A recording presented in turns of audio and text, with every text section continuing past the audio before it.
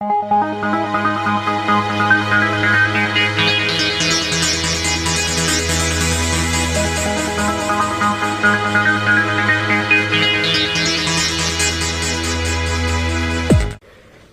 welcome back everyone to another Tech Zone tutorial. In this video I shall bring the complete guide to dual booting Windows XP on your Windows 7 netbook.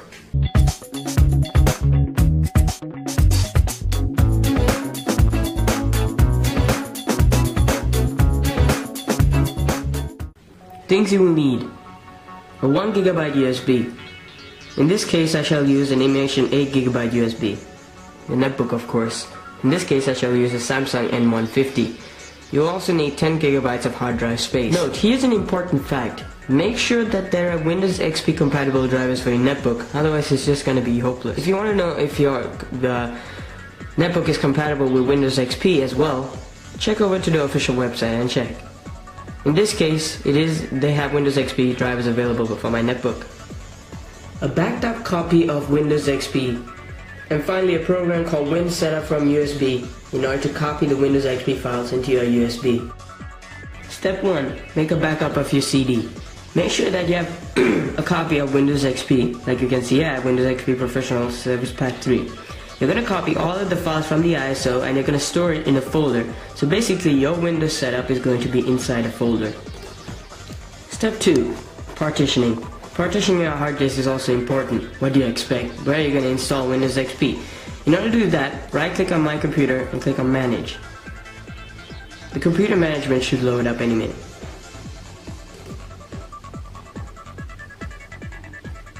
When the computer management loads up, on the storage you're going to click on Disk Management. And from here you're going to find your hard drive from here. In case this is local disk C, and I have 217 gigabytes. Now you're going to right click it and we're going to shrink volume. Once you finish this dialog box should open up. It's just asking you how much you want to separate from your currently used hard drive, which is a local disk C, and create a separate new hard drive from it. So you can see it already says 131,680 megabytes, which is about 129 GB. So that's just separating half of your hard drive. Now I don't want to do that. I want to separate 50 gigabytes. But I'm not just going to type in 50,000, which is just going to say 49 point something. I want it to be exactly 50. So how are you going to do that? Think of it like this. 1024 megabytes is 1 gigabyte. So you just go to the calculator if you're smart enough, and then you're going to go to type in 1024 into 50, 51,200, and you're going to type in here 51,200. And you're going to click on Shrink. What it should do now is that this should remove 50 gigabytes and create a new unallocated space where you can create a new hard drive from it so that you can install Windows XP in it. Once it separates, you're going to get 50 gigabytes of unallocated space. Now we're just going to leave it like that. We don't have to format it right now. We can just format it in the Windows XP setup. Step 3. Copy the Windows setup to your USB. Now that your USB is plugged in, we're going to open up WinSetup from USB. We're going to click on Run.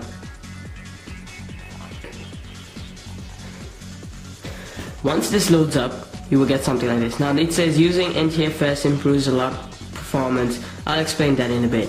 So you're going to get this window, and first it's going to ask Windows 2000 XP or 2003 source. That's where your files are. You're going to click on Browse, and it's going to ask where the folder is. So I have it in my desktop over here.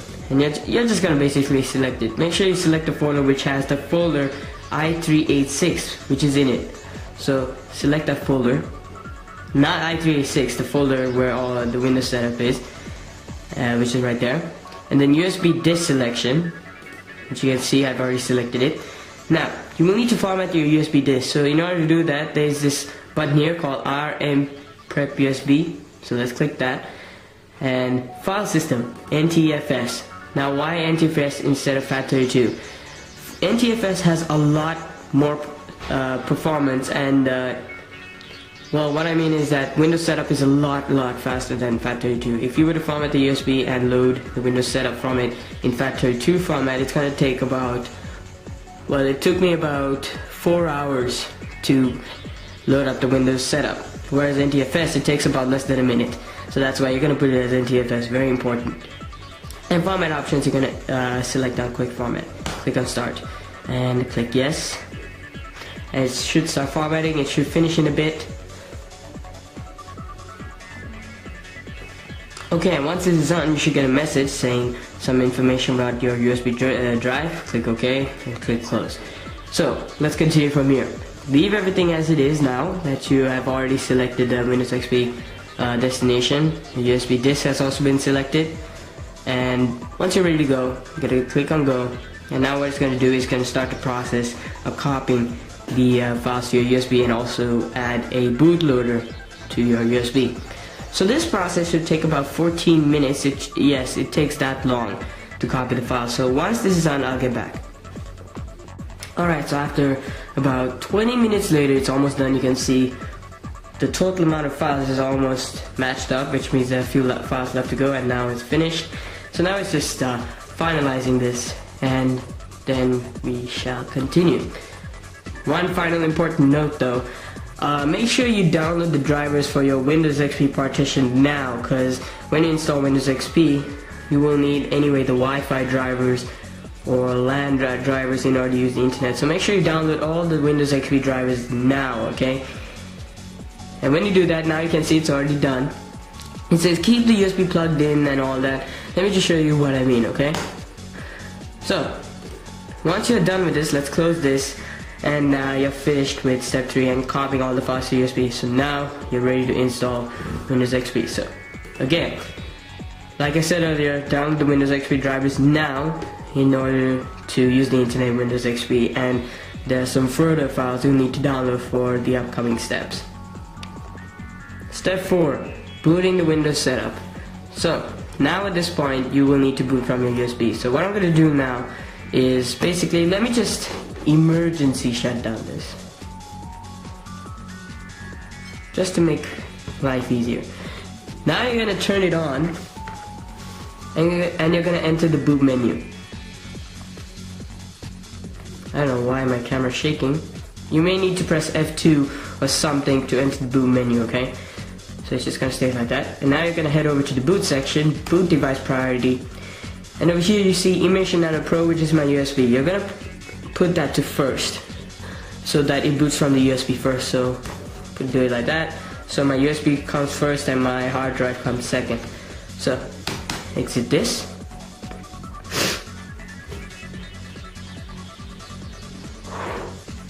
And now this is just gonna boot up as normal. And just wait a bit. And now this comes up. You're gonna press that, and the first part of Windows XP Professional Setup. It's just gonna inspect like normal. And there you go, there's the Windows XP setup, but we're not exactly finished right now. So okay, so now at this point you're gonna press enter. And yada yada yada. I just accept it. And then from here you're gonna select on your unpartitioned space, which is 51,200 megabytes, which is 50 gigabytes. So you're gonna press that. Format the partition using NTFS file system quick, okay? And you're just gonna let this partition, which is gonna be over in a bit. You can see it's already 20%. And now what it's gonna do is that it's gonna copy the files to the hard drive, the Windows setup files to the hard drive. Now, here's the thing, if you have formatted your USB to FAT32 and done this will take 4 hours. Trust me, this will take 4 hours if you formatted your USB to FAT32. Now that it's in NTFS, it's gonna copy it at least more fast. It takes about, I don't know, 5 minutes per percent. Oh yeah, by the way, my camera's shaking because of this anti-shake thing, which produces shake, but actually if you notice it's actually producing even more shake. That's the awkward thing. So yeah, okay, so just after about 2 minutes this thing is already done. Easy as that. That's why I format to NTFS and did not press anything. So now I should just inspect this, initialize the Windows setup. Now reboot your computer.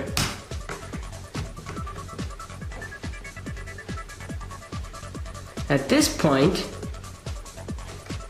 you're gonna change it back to the hard drive. So let's press that, boot, and let's put this on first. Now we have a bigger problem next up. So where's Windows 7? It's gone. No, it's not gone. It's just erased, and you can see.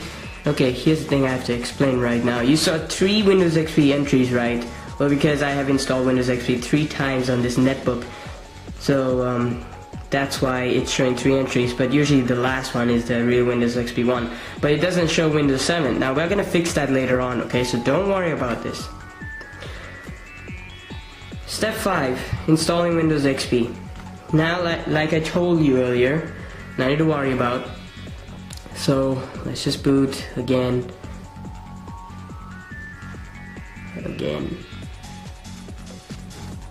And we go there.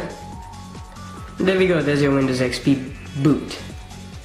That the Windows XP setup has loaded up, and now you can see it's peacefully installed.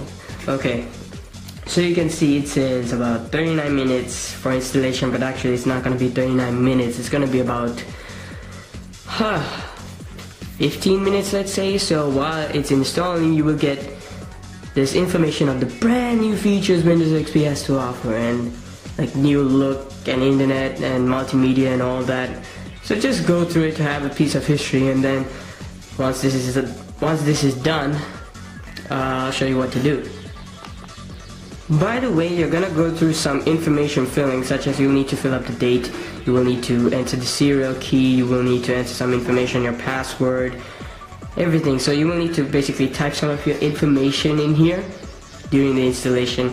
So keep in mind of that, and also you can check out the bar to see what is installed right now. So just making a point. Okay, so now we just finished, and it's just restarting right now. So like I said, boot from there again. Don't worry, we'll get back the Windows 7 bootloader to add the 2 entries, Windows 7 and Windows XP. Don't worry about it, we'll fix that. Sorry about that, the vacuum cleaner is, making a lot of noise, so had to close the door. But just ignore that. And even my wireless mouse is working already. So that's a good thing. So it should say to improve the appearance and blah blah blah. Just click OK. It should just increase the resolution. Just click OK on that. And any minute now it should load up the welcome screen. And then we have a couple of more steps to do. So you still need your USB anyway. So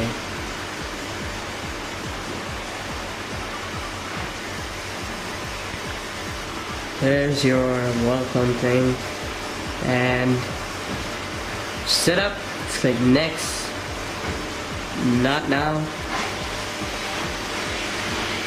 Anyways, I'm gonna remove Windows XP later because I want to install Ubuntu and just try it out. So next. I've already done this before anyway, so finish.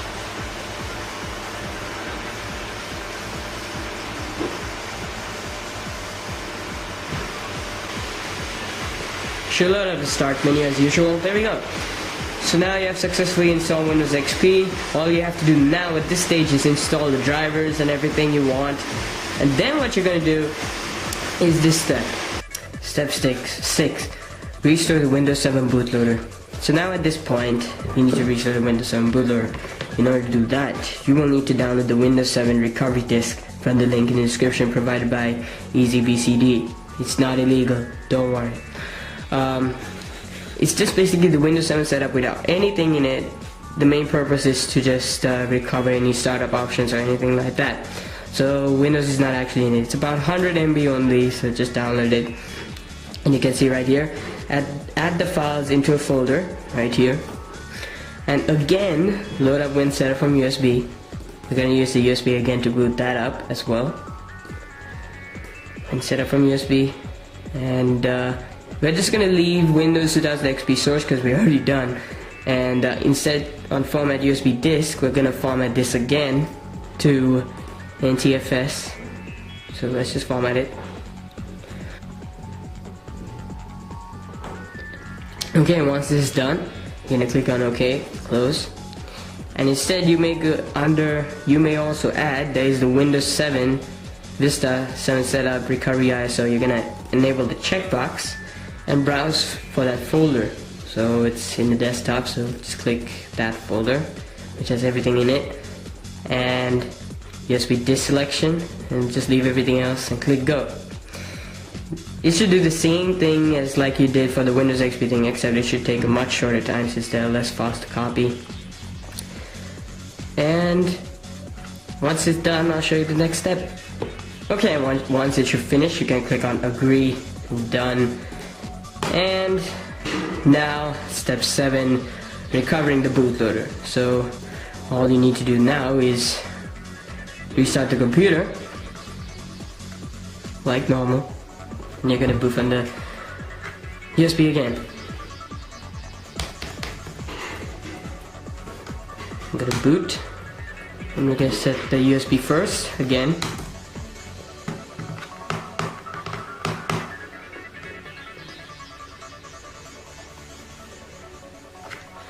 Then this should come up. Start Windows Vista Setup Recovery. Just click OK. Windows is loading files.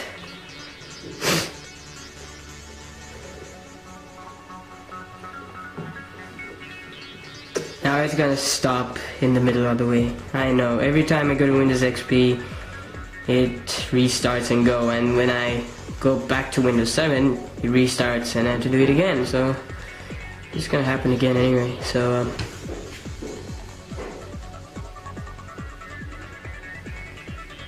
there you go. So I have to just boot it up again, and you know, just as normal, so don't worry about that. Just do it again. I mentioned this earlier about the Windows XP. Now you see the cursor. Duh. That's funny. The mouse is not working. I'll just use this time. This battery. Okay. So now it's gonna ask which keyboard. Click next. And it's just gonna search for Windows installations, but just ignore this when it's done.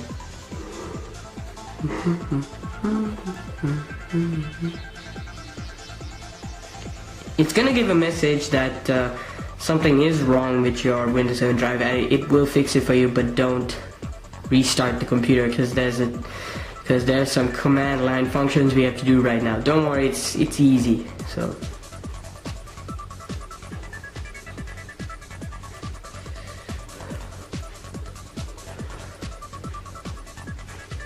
now you may be thinking, how come I can upload videos? Oh, there you go. Windows found problems with your computer started out problems. Don't restart. No. You're gonna select on your Windows 7 hard drive here. You're gonna click next. Command prompt. And over here in command prompt, you're gonna type bootrec for a minute. And you're gonna get all the options here. Fix MBR, that's to fix the master boot record. You're gonna type bootrec fix MBR. Whoops. The operation completed successfully. Next up, fix boot. So bootrec /fix boot. Operation completed successfully. And then bootrec rebuild BSD. You should finish by now, but I'm just going to do this. Rebuild BCD. This may take a while, means not even a minute, so don't worry about it. It should finish in a few seconds. There we go. Don't worry about this. And bootrec /scanOS.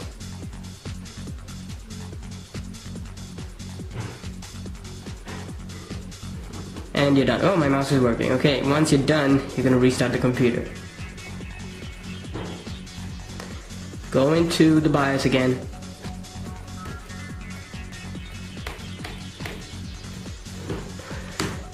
This is a lot to do.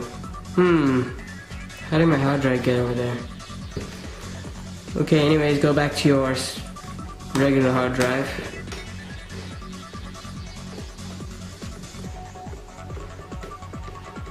And then what you should notice, there we go. You have Windows 7 and Windows XP, all there. But here's the thing, when you do this, Windows XP doesn't show up for you and Windows 7 should load instead.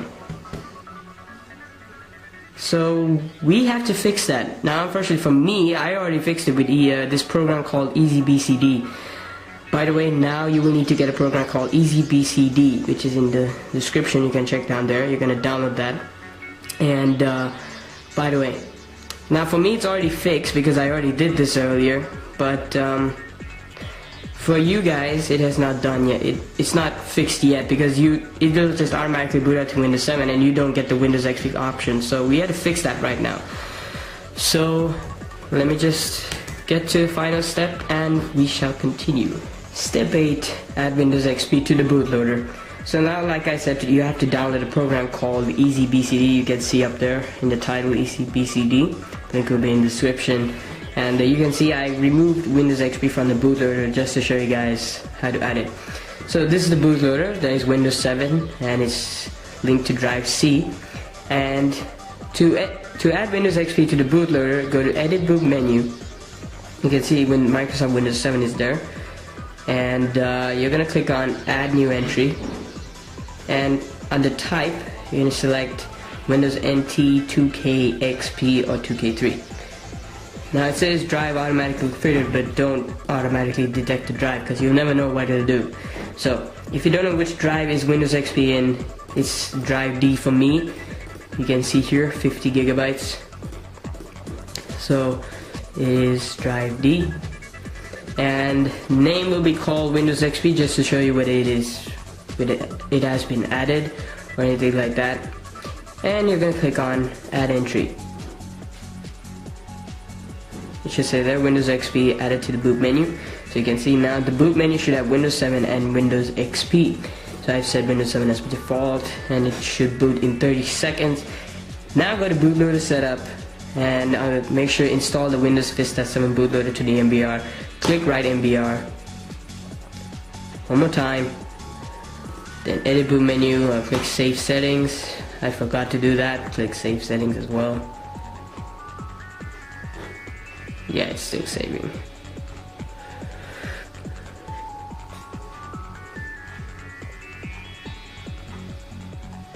Okay, we're saying save successfully. Let me just do this one more time.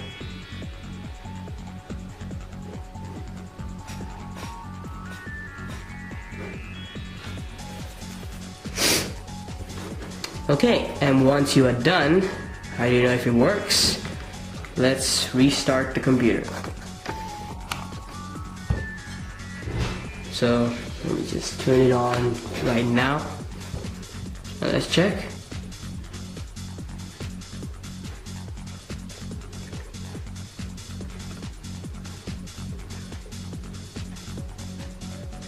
Don't worry, this happens at times. It just hangs up for a bit. There we go, Microsoft Windows 7 and Microsoft Windows XP. I don't know why it's stuck at Microsoft, but don't worry, it works. Microsoft Windows 7, Microsoft Windows XP. Let me go to Windows XP. Yeah, that happens for me all the time. I boot into Windows XP, crashes, and then I have to do it again.